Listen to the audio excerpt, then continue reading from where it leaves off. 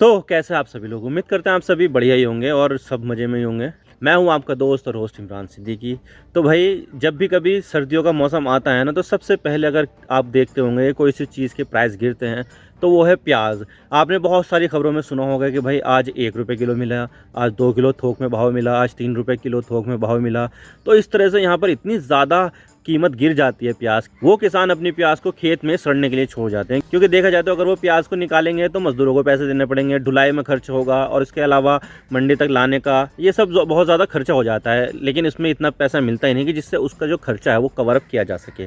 और यहाँ पर सोलापुर में ही एक किसान ने 512 किलो प्याज भेजी, जिसमें उसको सिर्फ 2 ही रुपये मिले। तो आज इसके बारे में पूरी डिटेल के साथ बात करते हैं कि भाई महाराष्ट्र में ऐसा होता क्यों है और क्यों हर साल यहाँ पर कीमत जो है इतनी ज़्यादा गिर जाती है कि भाई किसान जो है वो खेत में ही प्याज को सड़ने के लिए छोड़ देते हैं। आज इसके बारे में पूरी डिटेल के साथ बात करें, लेकिन उससे पहले अगर आप चैनल पर नए हो तो चैनल को सब्सक्राइब जरूर कर देना, वीडियो को लाइक करो या डिसलाइक करो, लेकिन चैनल सब्सक्राइब जरूर कर देना। तो चलिए वीडियो का आगाज़ करते हैं। तो बात करते हैं मामला क्या और हम इसकी बात क्यों करें। तो देखिए यहाँ पर हम बात करने वाले हैं प्याज के बारे में। दुनिया भर में आजकल हमें प्याज की बेहद कमी देखने को मिल रही है और इसकी कीमत अचानक से काफ़ी ज़्यादा बढ़ गई है। फिलीपींस में इसकी कीमत मीट से भी ज़्यादा हो गई है। इसकी तस्करी की जा रही है और इसके प्राइस को मैनिपुलेट भी किया जा रहा है। इसके पीछे पूरा गैंग है मैनिपुलेट करने के लिए, ताकि ज़्यादा से ज़्यादा मुनाफा कमाया जा सके। शादियों में जहाँ पर फूलों के गुलदस्ते दिए जाते थे, अब वहाँ पर प्याज के गुलदस्ते दिए जा रहे हैं और अब लोगों ने प्याज खाने ही छोड़ दिए हैं। ब्रिटेन की सुपरमार्केट में इसकी सेल्स लिमिट लगा दी गई है कि भाई अब कस्टमर 2 या 3 प्याज ही खरीद सकता है। सेंट्रल एशिया के कई देशों में मौसम खराब होने की वजह से फसलें बर्बाद हो गई है प्याज की। तुर्की में भूकंप से भी ऐसा ही हो गया है। मोरक्को और पाकिस्तान में बाढ़ आ गई है, जिससे उसकी फसलें खराब हो गई। यूक्रेन में युद्ध की वजह से प्याज की फसल ढंग से नहीं हो पाई और इसके अलावा और भी बहुत सारे दूसरे देश हैं जहां पर प्याज की कमी देखने को मिल रही है। और ऐसे में हमें यहाँ पर ग्लोबल फ्रूट क्राइसिस के साथ साथ ग्लोबल ओनियन क्राइसिस भी देखने को मिल रही है और बहुत सारे देशों ने तो अपनी प्याज की सप्लाई मेंटेन रखने के लिए प्याज का जो एक्सपोर्ट है वो ही बैन कर दिया है। तो प्याज के मामले में पूरी दुनिया में सप्लाई काफ़ी ज़्यादा टाइट है और प्याज हमारे लिए काफ़ी ज़्यादा इंपॉर्टेंट भी है, क्योंकि देखा जाए तो प्याज का इस्तेमाल पूरी दुनिया में किया जाता है और पूरी दुनिया की सबसे ज़्यादा कंज्यूम होने वाली सब्जी अगर कोई है तो वो सब्जी है प्याज। वैसे देखा जाए तो टमाटर सबसे ज़्यादा कंज्यूम किया जाता है, प्याज से भी ज़्यादा कंज्यूम टमाटर को किया जाता है, लेकिन टेक्निकली टमाटर एक फ्रूट कंसीडर किया जाता है।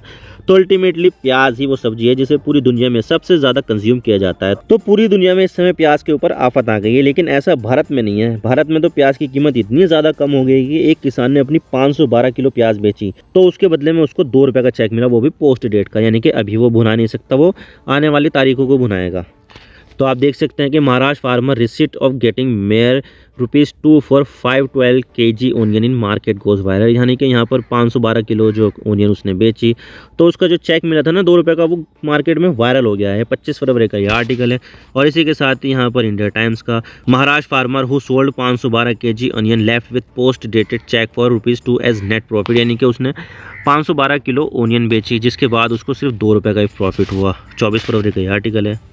और यहाँ पर इतनी ज़्यादा कीमत कम मिल रही थी प्याज की कि भाई जो किसान थे उन्होंने यहाँ पर जो ऑक्शन चल रही थी, यानी कि जो बिड लगाई जाती है लासलगांव मंडी में प्याज के ऊपर कि भाई 100 रुपये का भाव, 200 का भाव, तो इस तरह से वहाँ पर ऑक्शन ही रोक दिया किसानों ने कि भाई इतना पैसा कम मिल रहा है तो बेचने का फ़ायदा क्या है यहाँ पर। तो उन्होंने यहाँ पर बिड ही रोक दी। 27 फरवरी का ये आर्टिकल है। और देख सकते हैं यहाँ पर कि एक किसान ने यहाँ पर तो एक बिल दे दिया ₹2.49 का और उसके बदले में उसको 2 रुपये का चेक मिला। राजेंद्र तुकाराम चावन। तो आप देख सकते हैं यहाँ पर एक किसान जिसका नाम राजेंद्र तुकाराम चावन है, उसने यहाँ पर 512 किलो प्याज बेची और उसको यहाँ पर 1 रुपये किलो का भाव मिला और उसमें पल्लेदारी, ढुलाई, तुलाई का पैसा काट कर, कमीशन का पैसा काट कर सिर्फ ₹2.49 मिले। लेकिन बैंकिंग सिस्टम राउंड फिगर में चलता है, तो यहाँ पर उसे सिर्फ 2 रुपये का एक चेक दिया गया और इन 2 रुपये को विड्रॉ करने के लिए भी उसे मार्च में आना होगा ताकि वो अपना पैसा विड्रॉ कर सके। लेकिन सवाल यह आता है कि जब दुनिया भर में ओनियन क्राइसिस आ गई तो भारत में ऐसा क्या हुआ कि भारत में थोक मंडी में 1 रुपये किलो का भाव चल रहा है। तो सबसे पहले हम ये देखते हैं कि प्याज कहाँ कहाँ पर होती है, प्रोडक्शन कहाँ कहाँ पर होता है। तो सबसे पहले हम ये देख लेते हैं कि प्याज सबसे ज़्यादा कहाँ पर होती है। तो देखिए दुनिया भर में 106 मिलियन टन प्याज का प्रोडक्शन होता है और भारत में 25-26 मिलियन टन प्याज का प्रोडक्शन होता है और पूरी दुनिया का प्याज का प्रोडक्शन का लगभग 1/4 भारत में पैदा होता है। तो आप समझ सकते हैं कि भारत में प्याज का प्रोडक्शन कितना ज़्यादा होता है और इसमें भी महाराष्ट्र में पूरे देश का 40% पैदा होता है, जिसका कुछ हिस्सा प्याज एक्सपोर्ट भी की जाती है। और इसके अलावा मध्य प्रदेश, कर्नाटक, गुजरात, राजस्थान और बिहार में भी काफ़ी ज़्यादा प्याज पैदा होती है। तो ऐसे में महाराष्ट्र काफ़ी ज़्यादा इंपॉर्टेंट हो जाता है, क्योंकि पूरे देश का लगभग 40% यहाँ पर पैदा होती है प्याज। और इसकी वजह से दुनिया की सबसे बड़ी प्याज की मंडी महाराष्ट्र के नासिक जिले में स्थित लासलगांव प्याज की मंडी है। ये रही कृषि उत्पादन बाजार समिति लासलगांव, जिला नासिक। और इसके अलावा इसके आसपास भी कई सारे जिलों में भी ऐसे ही हाल है, वहाँ भी प्याज काफ़ी ज़्यादा मात्रा में पैदा की जाती है। तो बात हुई प्रोडक्शन की, जहाँ पर यह पता चलता है कि महाराष्ट्र में सबसे ज़्यादा प्याज होती है, प्याज पैदा होती है। अब चलते हैं कि प्याज की कीमत कम होने के जो पीछे का बैकग्राउंड है वो क्या है, जिससे प्याज 1 रुपये किलो का भाव थोक में खरीदी जा रही है। तो देखिए, प्याज को एक साल में 3 बार कल्टीवेट किया जाता है, 3 बार इसकी खेती होती है पूरे साल में, जिसमें खरीफ, लेट खरीफ और राबी फसल। जिसमें खरीफ को जून जुलाई महीने में के बीच में बोया जाता है और सितंबर अक्टूबर में काट लिया जाता है और फिर इसे स्टोर करके बेचा जाता है। फिर लेट खरीफ को सितंबर अक्टूबर में बोया जाता है और जनवरी फरवरी में काट लिया जाता है। और फिर है राबी फसल, जिसे दिसंबर जनवरी में बोया जाता है और मार्च अप्रैल में काट लिया जाता है। और किसान सारी प्याज एक साथ बेचने नहीं ले जाते, बल्कि उसको ट्रांचे में बेचते हैं कि 10% एक बार में बेच दी तो 20% फसल अगली बार बेच दी। तो इस तरह से सारी फसल एक साथ मार्केट में नहीं जाती है और इससे ही प्याज के जो प्राइस है वो मेंटेन रहते हैं, क्योंकि एक साथ ले जाएंगे तो वहाँ पर प्याज की भरमार हो जाएगी और रेट भी नहीं मिलेगी। तो इसलिए थोड़ा थोड़ा करके लेके जाते हैं वो मार्केट में।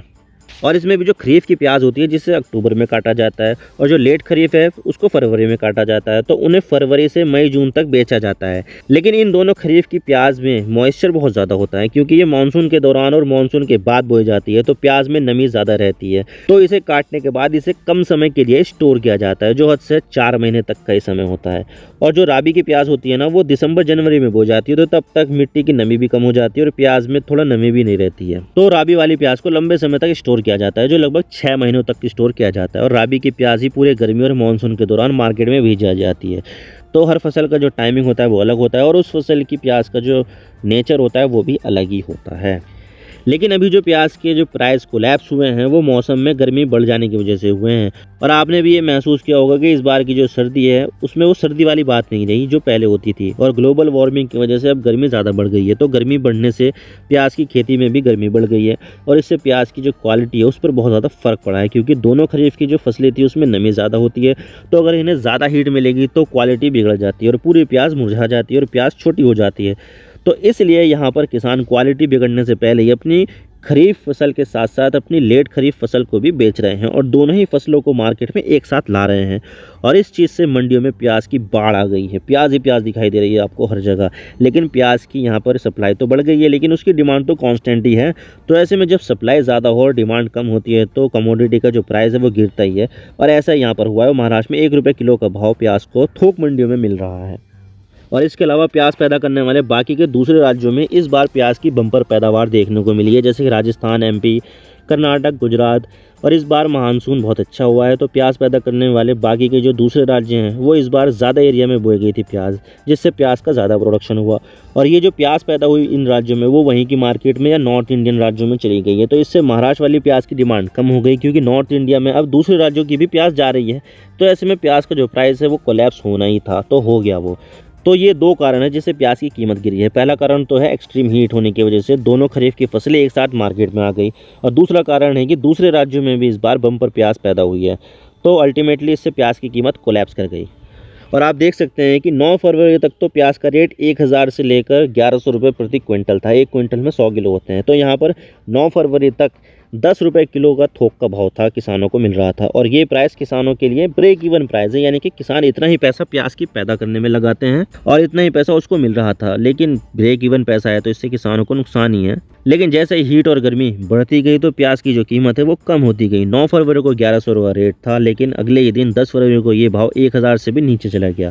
14 फरवरी को भाव 800 रुपये क्विंटल पर आ गया और उसके बाद भी ये दाम लगातार गिरता गया और अभी 1 हफ्ते पहले इसका जो प्राइस था वो 500 रुपये क्विंटल पहुँच गया। यानी कि प्याज के किसानों को यहाँ पर बहुत ज़्यादा तगड़ा घाटा हो रहा था। तो ऐसी चीज़ों को देखते ही किसानों ने हंगामा शुरू किया और लासलगांव प्याज मंडी ही बंद कर दी। तो इस तरह से यहाँ पर प्याज की कीमत बहुत ज़्यादा गिर गई।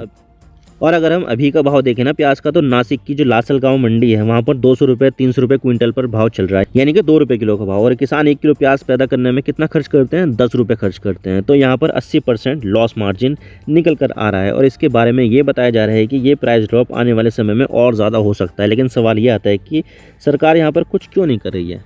तो देखिए, यहाँ पर सरकार कह तो रही है कि हम किसानों के साथ हैं और जो भी हमसे कुछ होगा वो हम किसानों के लिए करेंगे, लेकिन हर कोई ऐसा बोलता ही है, जबकि प्रैक्टिकली ऐसा किया नहीं जाता है। क्योंकि देखा जाए तो महाराष्ट्र में 10 मिलियन मैट्रिक टन प्याज का प्रोडक्शन होता है, जबकि सरकार ने यहाँ पर 2.38 लाख मैट्रिक टन ही प्याज खरीदा है, जो टोटल प्रोडक्शन का 2.25% ही है।